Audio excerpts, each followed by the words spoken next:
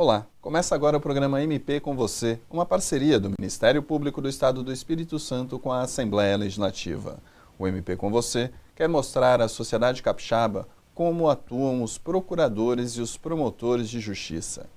A ideia é esclarecer as dúvidas da população, explicar como funciona o Ministério Público Estadual e manter você bem informado do trabalho realizado pela instituição.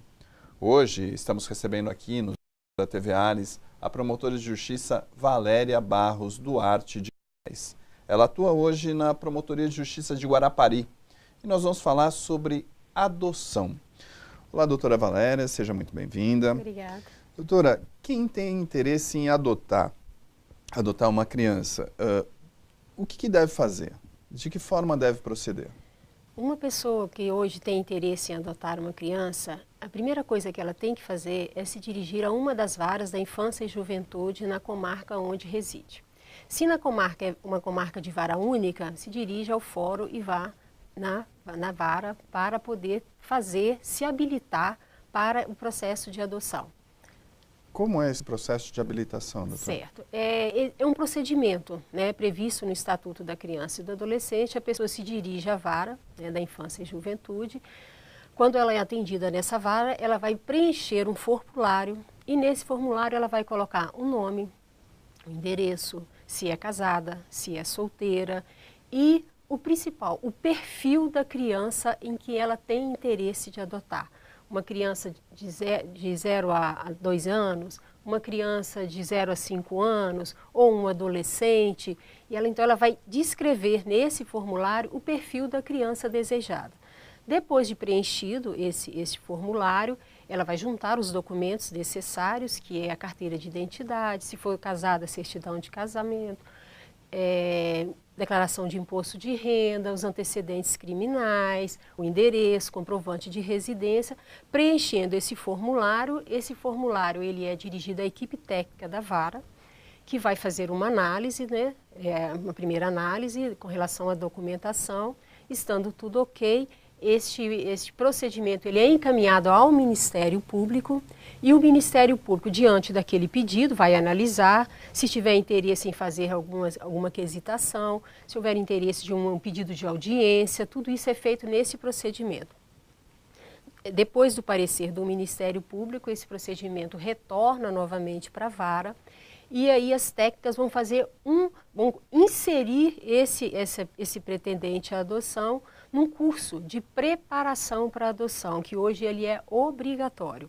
Então, só para a gente voltar então. Então, para a pessoa se habilitar, ela tem que preencher esse formulário, né, com toda essa documentação. Sim. Tendo essa documentação, isso é submetido ainda ao Ministério Público, que pode ainda fazer algumas exigências, documentação, ou fazer alguma quesitação para ser respondido pelos técnicos, ou pedir uma audiência para a oitiva do pretendente. Agora, qualquer pessoa pode se habilitar? Qualquer pessoa pode se habilitar. Tem que ser maior de idade? Maior de idade, maior de 18 anos, e tem que preencher esses requisitos. Não pode ter antecedentes criminais, né? Tudo isso é necessário.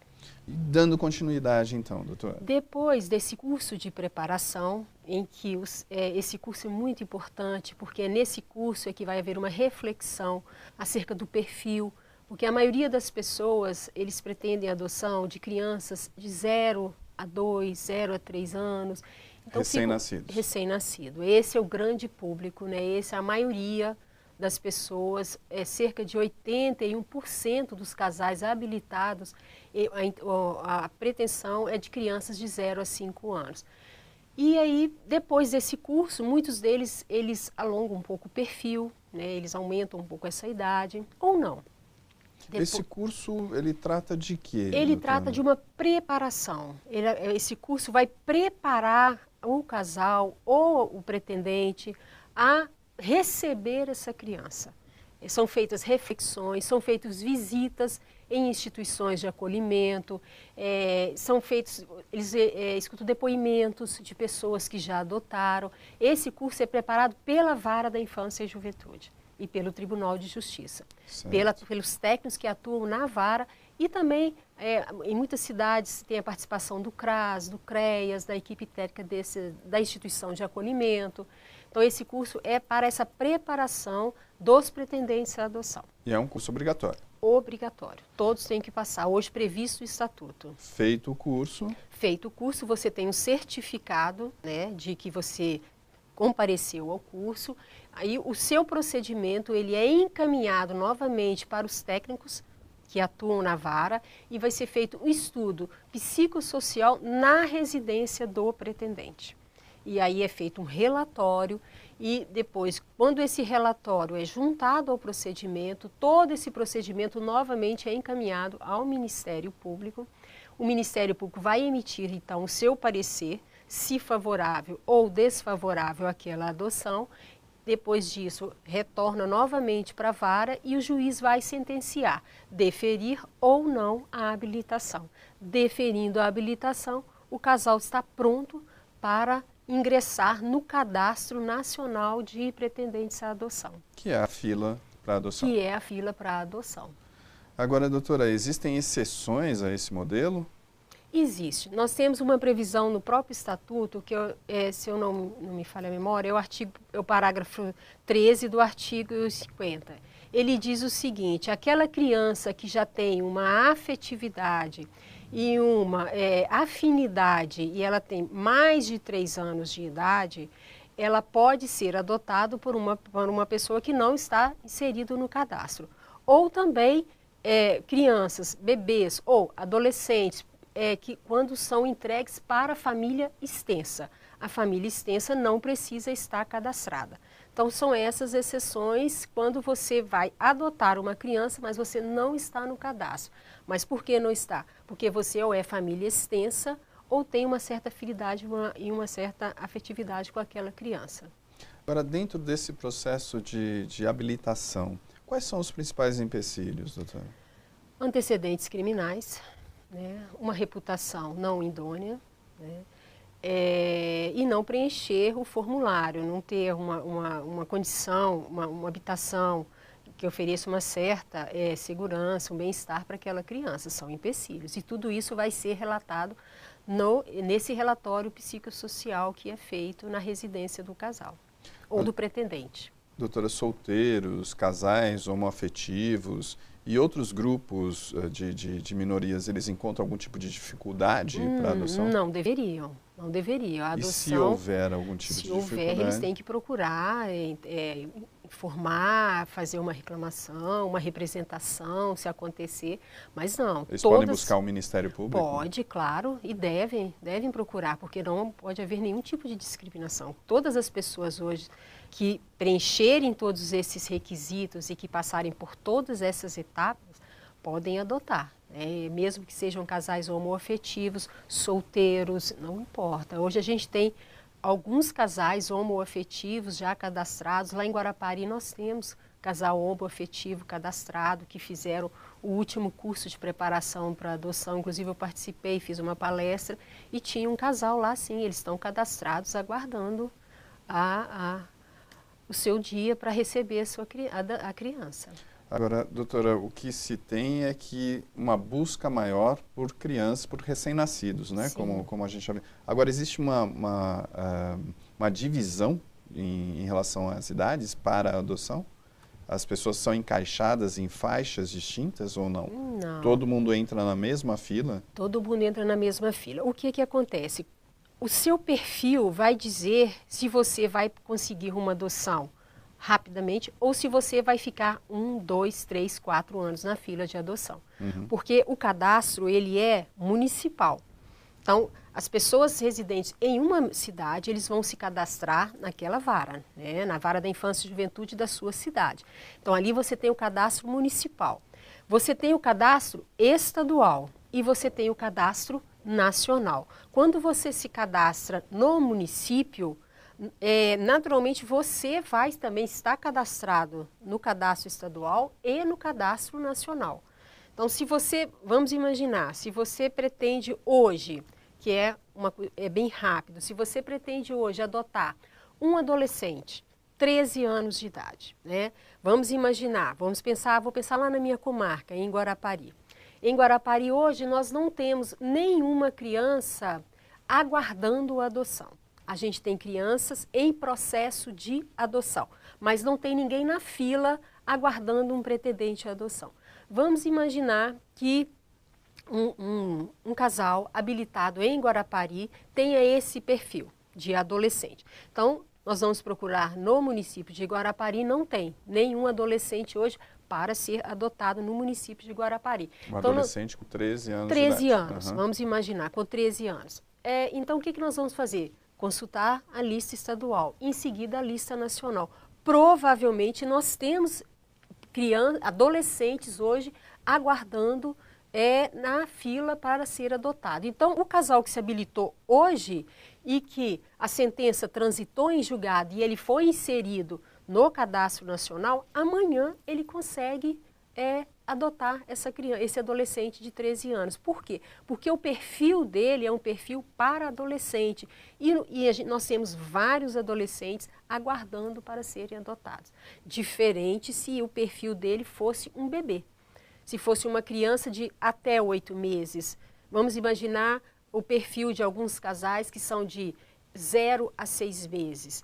Provavelmente esse casal ou esse pretendente à adoção, ele vai aguardar 2, 3, 4 anos, dependendo do município, na fila, aguardando uma criança, porque é um perfil muito desejado. E no outro viés, a gente tem um número bastante razoável de crianças a serem adotadas também. Temos. Nós temos hoje, se não me falha a memória, nós temos no Espírito Santo, me parece que 144 crianças e adolescentes aguardando para serem adotadas. Lembrando que a maioria adolescente. E do outro lado, o número de pessoas interessadas em adotar é maior? É maior, é muito maior. Para que você possa ter uma noção, hoje nós temos, são os últimos dados eu obtive lá no Cadastro Nacional de Adoção. Não sei se estão hoje totalmente atualizados. Na semana passada, quando eu olhei, nós tínhamos 38 mil casais, não só casais, pessoas cadastradas aguardando uma criança ou um adolescente para adotar. E nós temos, no outro lado, 7.150 crianças, meninos e meninas, aguardando para serem adotados. Uma questão aí a ser analisada. Eu vou pedir licença à doutora Valéria Barros Duarte de Moraes e a você que está nos assistindo. Nós vamos para um rápido intervalo e voltamos logo mais para continuar essa nossa conversa. Você pode participar do MP com você enviando sugestões de temas que gostaria de ver aqui debatidos. Vá na nossa página no Facebook, participe e fique por dentro do que acontece no Ministério Público Estadual. O endereço é facebook.com/MP Espírito Santo. No próximo bloco, vamos continuar falando de adoção. Nós já voltamos.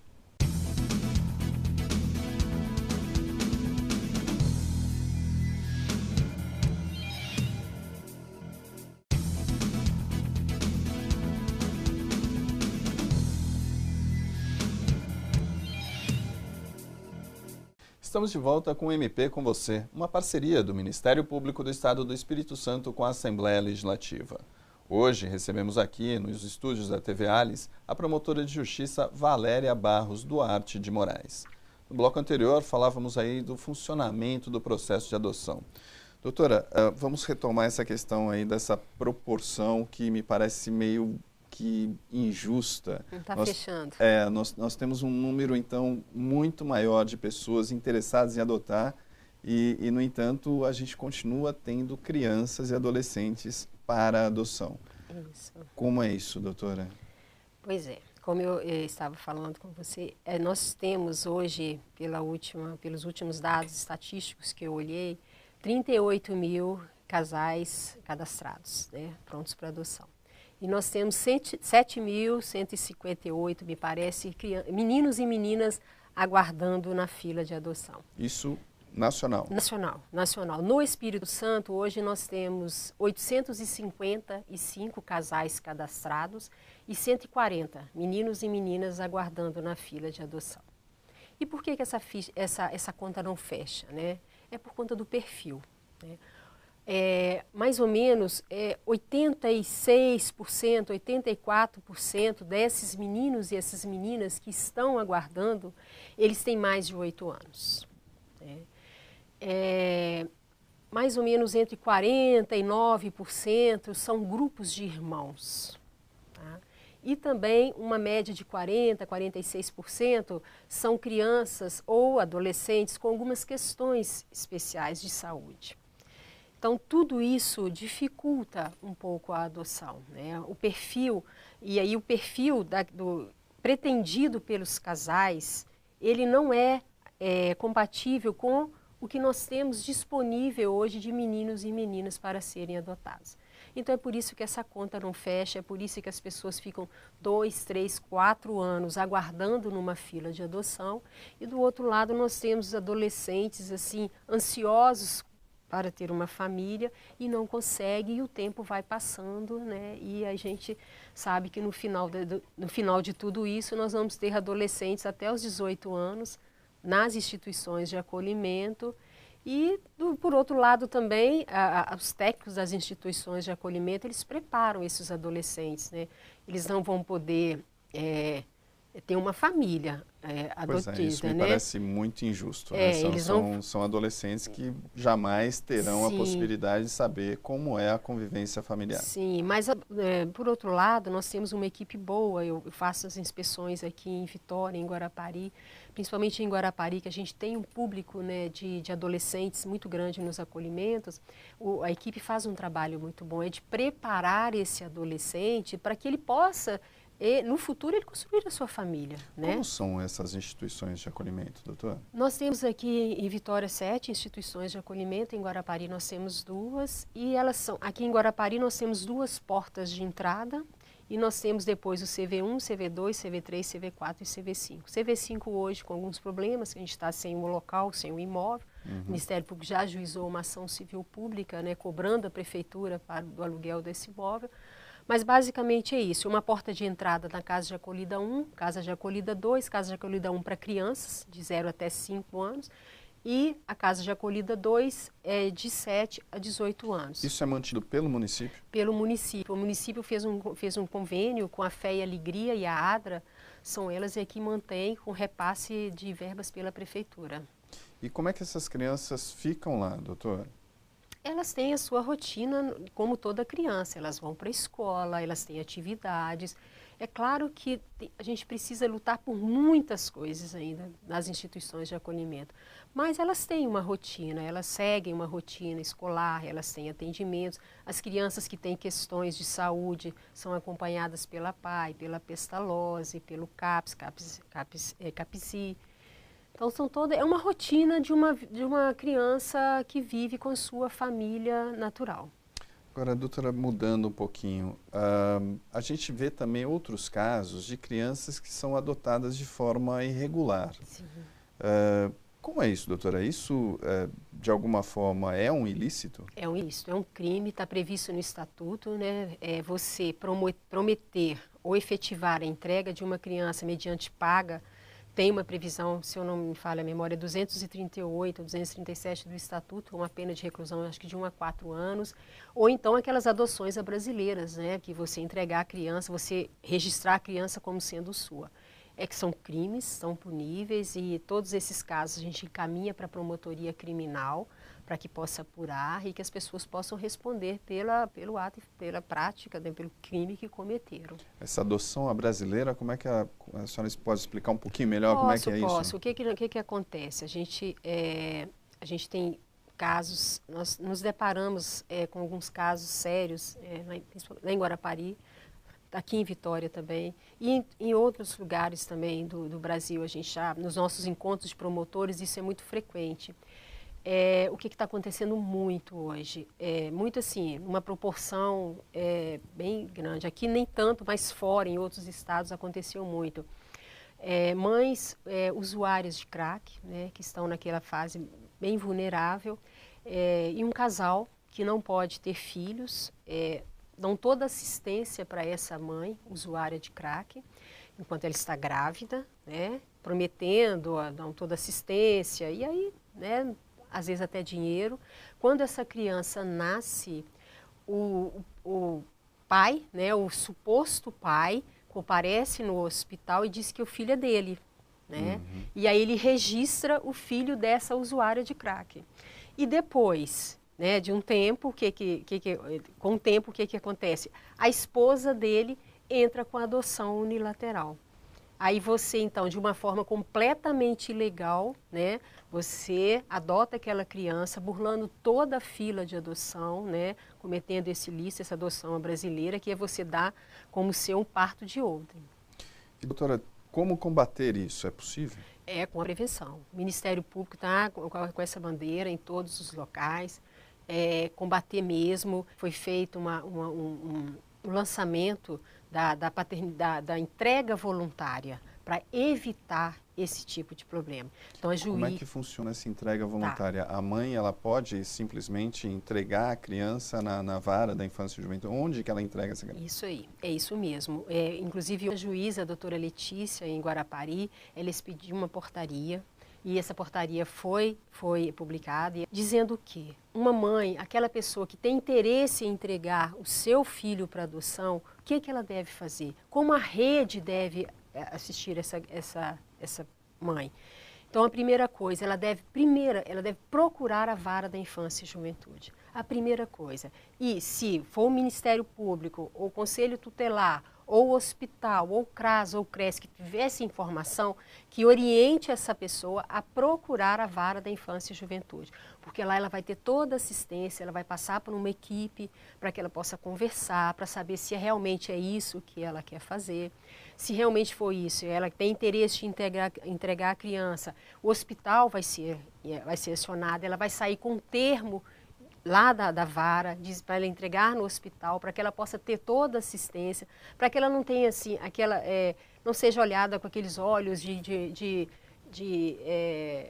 repúdio. Então sabe? esse é o principal drama, né? Me parece, para aquela mãe que não tem interesse em criar aquele filho. Mas ela também não quer ser olhada pela sociedade como uma mãe perversa, Exato. como uma mãe que não quer cuidar do seu filho, porque a gente, sem julgar as pessoas, são várias as questões que levam uma pessoa a entregar o seu filho, né? E essa entrega, ela tem que ser voluntária e ela tem que ser, essa pessoa ela tem que receber um suporte, porque ela vai precisar. Essa pessoa vai ser assistida. Vai ser assistida. Lá em Guarapari nós lançamos a portaria que a juíza expediu e a gente tem todo o procedimento para que a pessoa possa ter esse apoio neste momento de entrega voluntária. Agora, retomando um pouco, doutora, aquele caso daquela mãe que entrega o filho para a tia, né, ou para algum parente próximo, como fica esse caso? Pois é. Nesses casos, o grande problema é que a mãe faz essa entrega sem saber se aquela família tem condições ou não de cuidar daquela criança. O que acontece muito nesses meus 12 anos de Ministério Público, né, muitos deles na infância, eu observei que a maioria dessas entregas, quando elas são feitas para parentes, são feitas para vizinhos, sem nenhum apoio. Quando essa criança cresce e ela vira uma adolescente, quase sempre essa família retorna com essa criança para a vara e diz: não quero cuidar, não é meu filho, está me dando muito trabalho, não vou ficar com ele. Só que quando ela faz isso numa idade muito tardia, é muito difícil você depois conseguir uma adoção para aquela criança ou adolescente. Então eles vão ficar, às vezes, numa instituição de acolhimento, porque aí a mãe já perdeu todo o vínculo, né? O vínculo é aquela família que não quer mais ficar com aquele adolescente, então esse é o grande problema. Tem famílias que são procuradas para poder ficar com a criança ou adolescente, claro, a vara faz essa busca. Quando uma criança está acolhida, a vara, primeiro, antes da adoção, é feita uma busca ativa para saber se existem famílias, se existe uma avó, se existe um tio, se existe um parente próximo que possa ficar com aquela criança. Mas isso é feito com uma certa preparação. A equipe técnica vai fazer um estudo, vai verificar se aquela família tem condições de receber. Nós temos aqui em Vitória um programa, que é o programa Família Extensa, em que famílias recebem valores que variam de 500, 600, 700 reais, depende do número de crianças, para poder ficar com essa criança. Então tem inclusive esse programa, que é o programa da Família Extensa, que é muito utilizado aqui em Vitória, para um tio, para uma tia, que fique com essa criança, às vezes até a mãe fazer um tratamento, ou até que a família possa se estruturar para receber novamente aquela família, aquela criança. Então, existe esse programa, mas isso tudo tem que ser feito com muita responsabilidade, com muita análise, com muito estudo. Então, essas entregas feitas, né, ao arrepio da lei, isso é muito ruim para a criança. Às vezes não no momento, mas no momento posterior isso pode trazer consequências. Infelizmente, nosso tempo já está acabando. Qual a mensagem que a senhora poderia deixar para quem está nos assistindo? A mensagem que eu daria é para aquelas mães que têm interesse em entregar o seu filho para adoção, para que procure uma vara da infância e juventude, para que possa fazer isso com responsabilidade, para que a gente não tenha que assistir mais crianças que são deixadas dentro de uma lata de lixo, ou crianças que são deixadas com qualquer família, sem nenhum amparato legal. Então a mensagem seria essa. Tá certo. Nós encerramos aqui essa edição do programa MP com você, uma parceria do Ministério Público do Estado do Espírito Santo com a Assembleia Legislativa, por meio da TV Alice. A nossa entrevistada de hoje foi a promotora de justiça Valéria Barros Duarte de Moraes, ela que atua na Promotoria de Justiça de Guarapari. Muito obrigado pela presença aqui nos estúdios da TV Alice, doutora. Obrigada. O MP com você fica por aqui. Lembrando que você pode sugerir temas para o programa enviando um e-mail para imprensa@mps.mp.br. Curta a nossa página no Facebook e fique por dentro das nossas ações. Acesse facebook.com/MP Espírito Santo. Visite também o nosso site mps.mp.br e veja quais as principais ações desenvolvidas pela instituição. Eu sou Rubem Rochel e este é um trabalho da Assessoria de Comunicação do Ministério Público do Estado do Espírito Santo. Até o próximo MP com você.